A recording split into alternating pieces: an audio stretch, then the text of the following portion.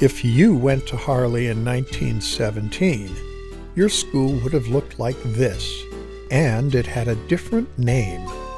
The Children's University School of Rochester on Oxford Street.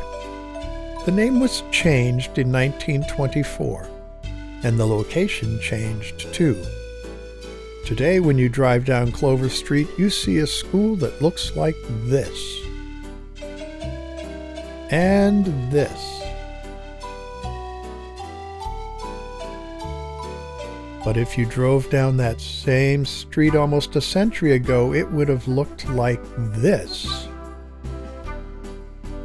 And this. And the street would have been an old dirt road surrounded by fields of clover. The school was a converted farm surrounded by an apple orchard.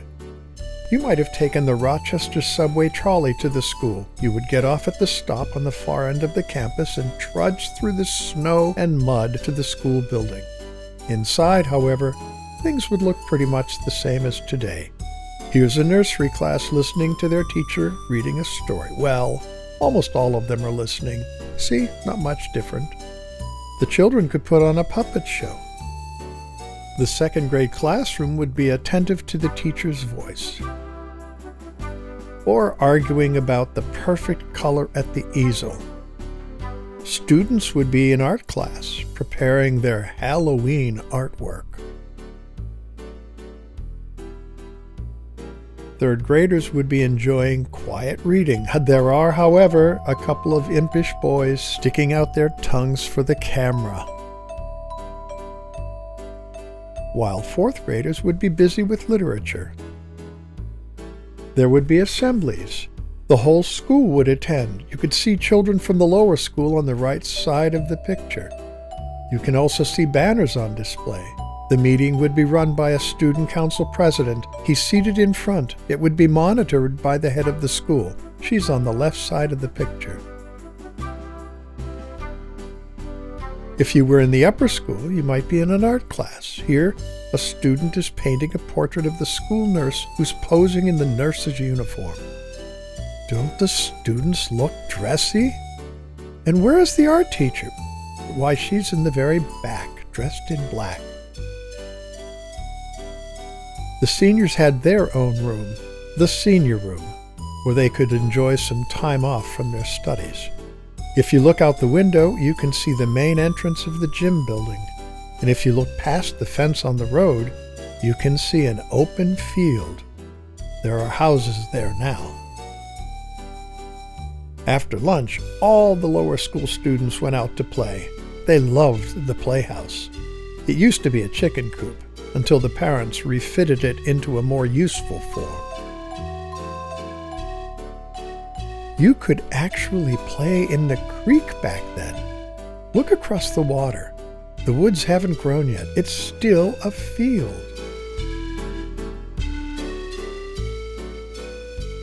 And of course, you would dress for the out of doors.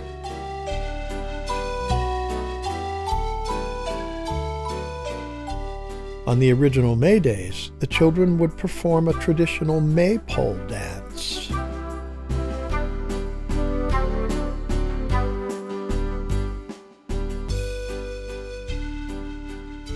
Every year, the school held a work day. Parents and their children would come to Harley on a Saturday to tend to the grounds.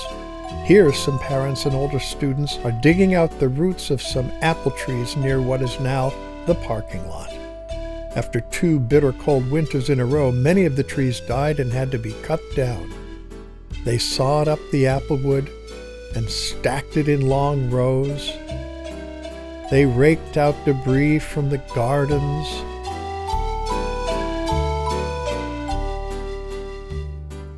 They planted bulbs. In the afternoons, the parents built a fire in the hearth by the creek. They made hot chocolate for all the thirsty workers. What they couldn't save ended up in a great big pile. At the end of the day, they all gathered around that pile for a giant bonfire. And there was always time to chat with a friend. During recess, the young students often put together a softball game. So did the older students. Their field was located pretty much where it is now, only once again the background shows only fields in the distance, no houses yet. Some students participated in riding lessons. I'm told that if you had a horse, you could ride it to school and leave it out in a pasture near the end of a campus to graze while you grazed on learning. When winter snows fell, the lunch recess was littered with sleds and toboggans. Kids went shooting down a hill between the gym building and the barn, but if they didn't turn quickly at the bottom, they were treated to a freezing cold bath in the creek. Meanwhile, on the other end of the campus, the older students used the toboggan run that the parents had built. Some students built snowmen.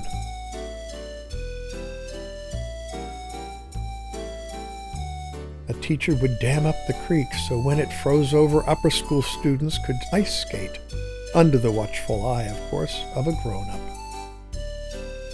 And the kids built snow forts in the field across the creek.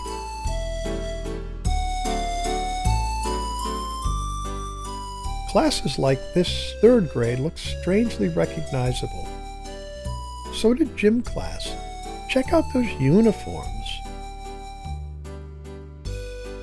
On warm days, you could see an art class plying their talents to the campus landscape,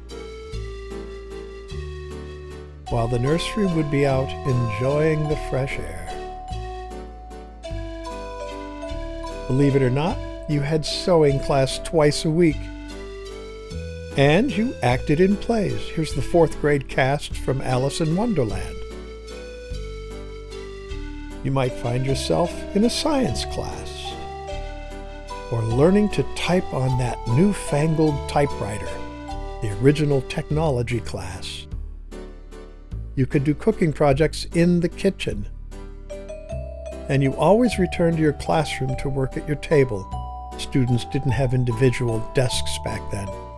And when the day was over, your ride would be waiting for you out in front. And as you looked across the road, you would notice the open fields around the school. My, how things have changed.